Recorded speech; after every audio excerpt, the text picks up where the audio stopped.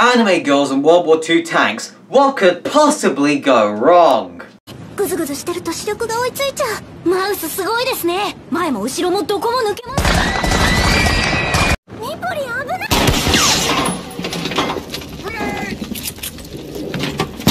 and Panzer proving that anime can keep on getting more normally ridiculous.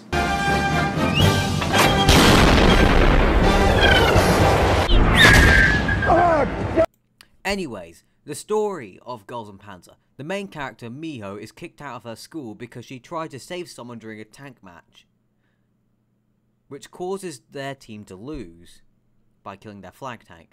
So, her mother, being the reasonable parent she is, disowns her and kicks her out of the school. Parenting! After this, Miho has some PTSD because, you know, it's a little bit traumatic trying to save your friend.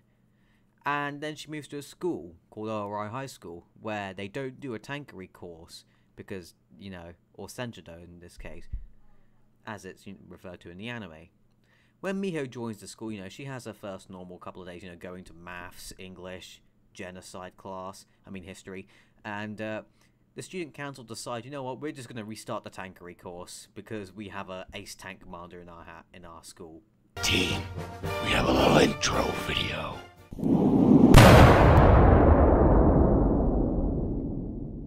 Any questions? That looks fucking awesome! And also because there's like some school politics stuff, but I'm not bothered to explain it. Also, why are the student council just more powerful than the fucking government? Like, the main character probably just smacks the leader of schools with a potato, be like, no, you're going to keep our school open because we're going to do tanks. Yes. Oh yeah, and then they forgot to mention they also forced Miho to be leader of the tank team, or they'll expel her. What? Do it or I expel your ass! How in the hell does that work?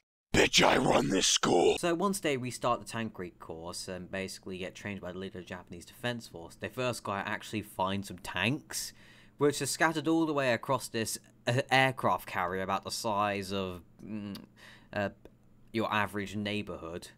And yeah, they just gotta find them, which there's one in a river, one out back somewhere, and then a cannon hanging up some washing, it seems, in one of the episodes. But then they do find like about 5-6 tanks to then use an M3 Lee, a Stug, a Type 89, a Panzer IV, and another one, but I can't remember it.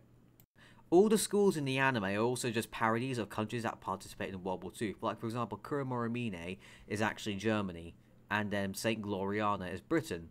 Now, going by all that, Chihatan Academy in Japan must mean one thing. Hi, banzai shite. Banzai? Banzai! Banzai!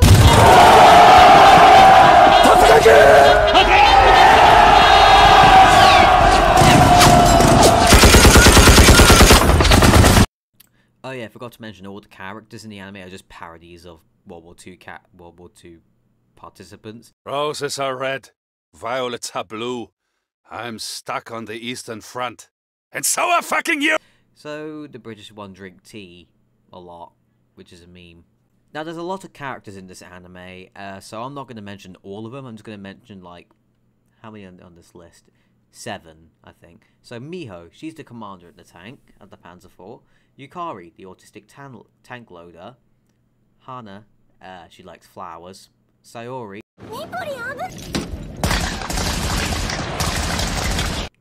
Marco sleeps a lot. Erwin. No, I'm not defending German technical superiority, I'm stating the fucking obvious. And Kay.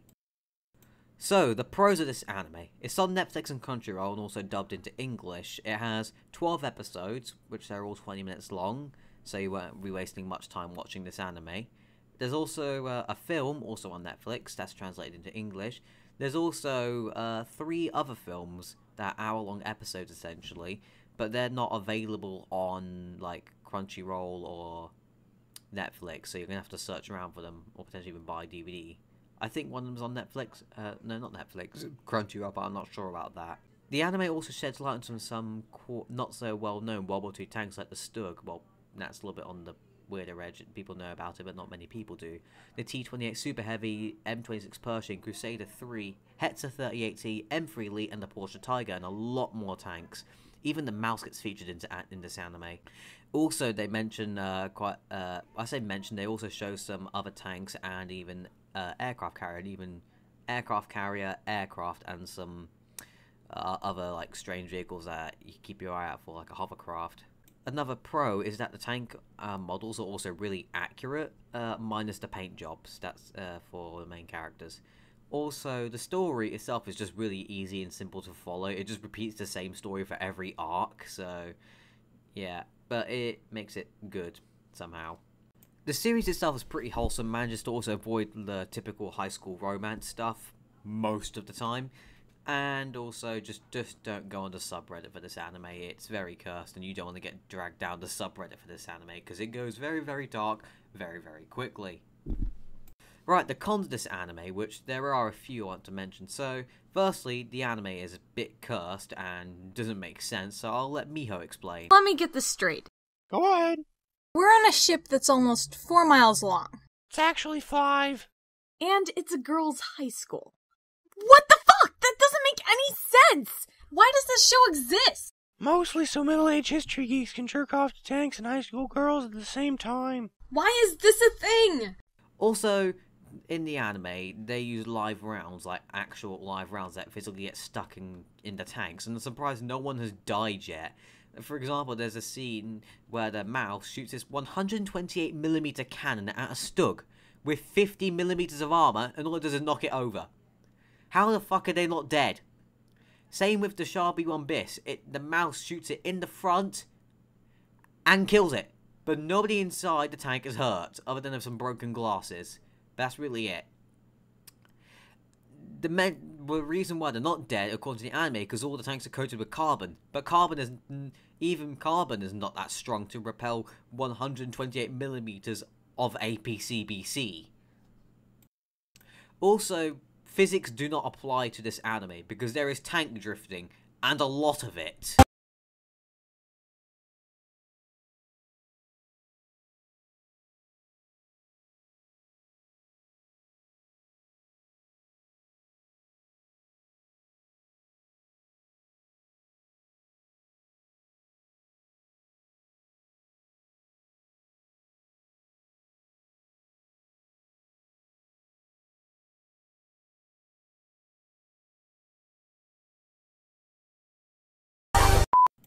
One small little problem I have.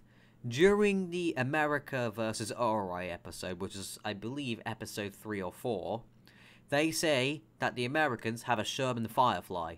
Now, if you've played much War Thunder, you should know that the Sherman Firefly is actually a British tank with a 17-pounder cannon, not an American one. The American version of the Sherman Firefly was actually a Sherman 76 with a 76mm gun. Not a 17-pounder. I just want to point that out. Anyways, thank you for watching this video, and please do like and subscribe, and share this with all your friends if you have any. Or watch it 5 times or repeat. I don't really care what you do, but please do have fun and stick around, because Sunday I'll be doing another video. Goodbye.